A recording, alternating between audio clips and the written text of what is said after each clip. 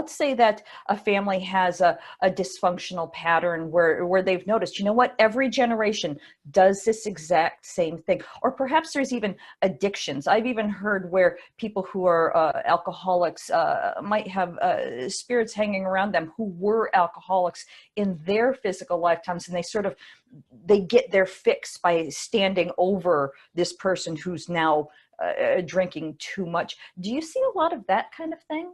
What you just spoke of there, I've heard of from two people, but I don't have experience of that. But what I do have many experiences of is in my readings, those on the spirit world come through for our healing and for theirs as well. They come to make amends, to offer apologies, to ask for forgiveness.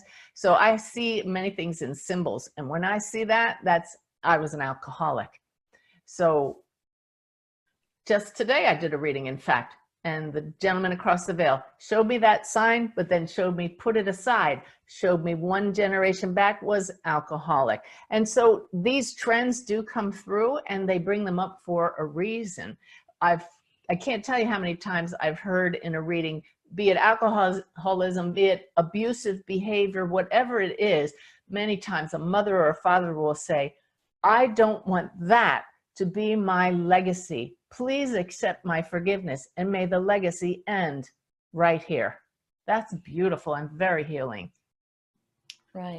So are there any specific tools that we can use to increase our connection? Absolutely. You want to work on quieting your mind and practicing presence. The spirits are talking to us quite often. Now, granted, it's a very subtle vibration, which is why we need to clear out the more dense vibrations of, as I said before, anything that's not aligned with love. So we work on ourselves and catch ourselves being very human. So we don't have to be perfect, but set the intention of raising our vibration. And then again, clearing space so that when they do talk to us, we sense it. Most of us are so busy all the time. There's monkey mind chatter going on in our heads. We go from one thing to another. We need to be busy all the time. The moment we find ourselves with a minute of free time, we pick up our cell phones, right? And we're checking email or Facebook or whatever.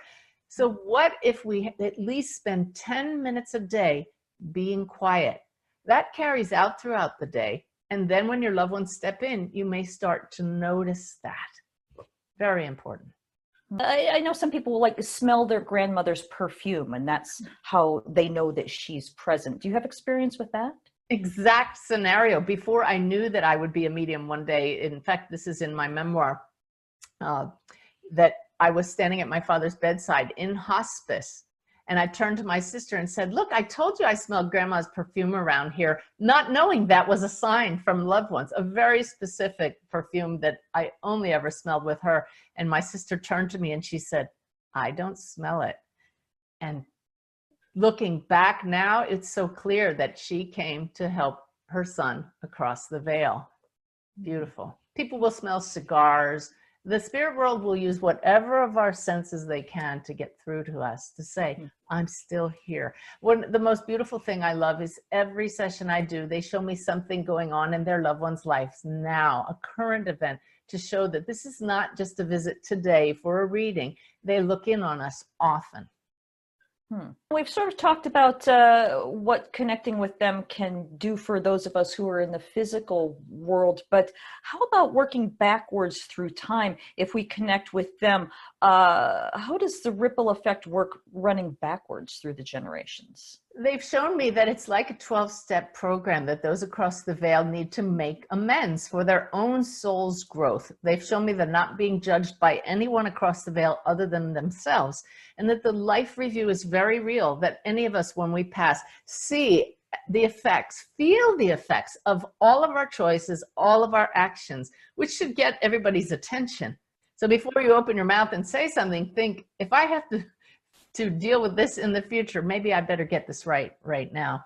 So they come to, again, ask for forgiveness, make apologies. And I know that that's helpful for their own growth.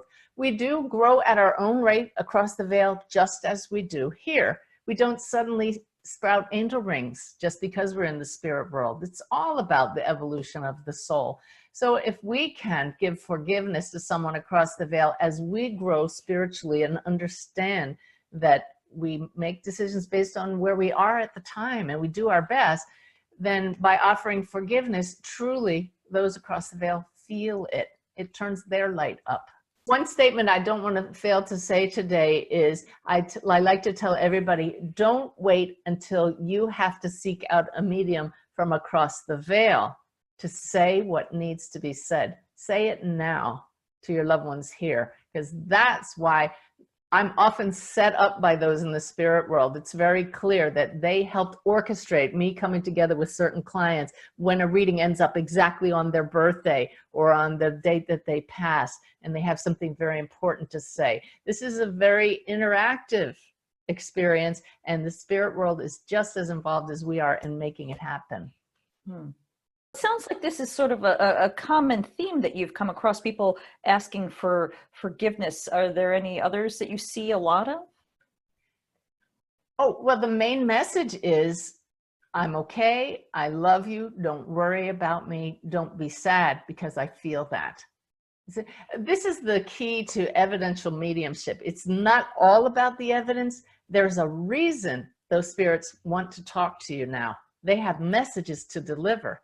But some people like me, if we're very left-brained with our backgrounds, the way we're raised, we need that evidence so that we believe and trust those messages, those beautiful words that our loved ones want to share with us are truly coming from them. Let's go back again to the healing aspect of this. Have you worked with people who are in this physical realm where they're actually quite ill and they've spoken with, or you've delivered messages from the other side that where they've actually helped heal themselves physically with information? I've done that with physical health and mental health as well. I have a dear friend now who I met through doing a reading for her daughter. And her daughter showed me that her mom was stuck in her grief. One moment, like a Groundhog Day moment, that she just kept focusing on, this moment when her daughter collapsed, one of her last moments with her. And she couldn't get past it. And guides stepped in from across the veil and allowed healing energy to come through. And it absolutely healed her of that instantaneously, orchestrated by her daughter. So that was beautiful. I've had other times when loved ones have shown me an illness going on in my client. I'm not a medical medium. That's not my specialty, but when it needs to come through, it does. Like a woman in England, I said, your father is showing me there's a challenge in your water. It's giving you headaches. It's making you nauseous and sick. And she said, I have been dealing with nausea and headaches, but my doctor can't figure out what it is. And her father gave me a chemical compound. Turns out her dad was a chemist. And I said, he's telling you to test your water for this. You know, she actually went out and brought in a company to test it, and that was in the pipes. And they fixed it, and the headaches went away. Astounding. Wow. Yeah. That's pretty powerful stuff. And again, as a person who's trying to figure out my own stuff, and I'm sure our viewers are as well, again, if we don't have access to a medium that we trust, because there's only one of you, and well, I'm training more. We're training yes, lots of evidence-based mediums. Yes. Yeah. Thank you for that. Are there ways that we can get like genuinely detailed information like that kind of thing without having to track down somebody? Oh, yes. I mean, this is what all my work is about, is empowering everybody to go within for this guidance. It will come from loved ones across the veil. It may come from guides or spirit itself, the light, universe, whatever you want to call it. But so many people fail to ask because they don't understand that we are all connected. It's one universal mind directing all of this. So, I remember the moment my own mother had suicidal thoughts, and she had never been like this before. And I just, knowing what I know, stepped to the side, shifted my awareness and said, whoever has the answer, what is going on with my mother? And just like that, this word popped into my mind, oxybutynin. So what is that? I went to her pill list, and there it was. And it's on the list of don't give this medications to old people. Causes suicidal ideations. So if I hadn't known to ask, her doctor was ready to put her in hospice when it was caused by a medication that he had prescribed. So my point here is, when we don't know to ask, we wander around just wondering, I don't know what to do about this. What should I do? But can you feel the difference between that, just diffuse wondering, versus whoever is listening, perhaps my family members, guide me. What specific guidance do you give me for this specific issue?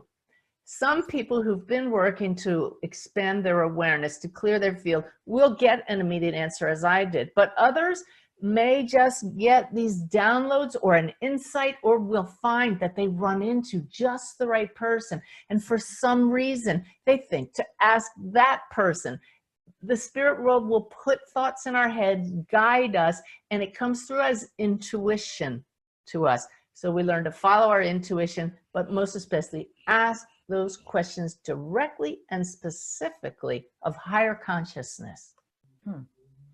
What if we come from a family that we believe, but the rest of the family thinks that we're nuts for even considering this type of thing? So that will block us from getting the information, but also we can't share that information if we do get it, when we get it, with our family members. Do you have any recommendations on getting through to people who need the information? You're making me laugh. I just moved to South Carolina, and my answer to that is, bless their souls.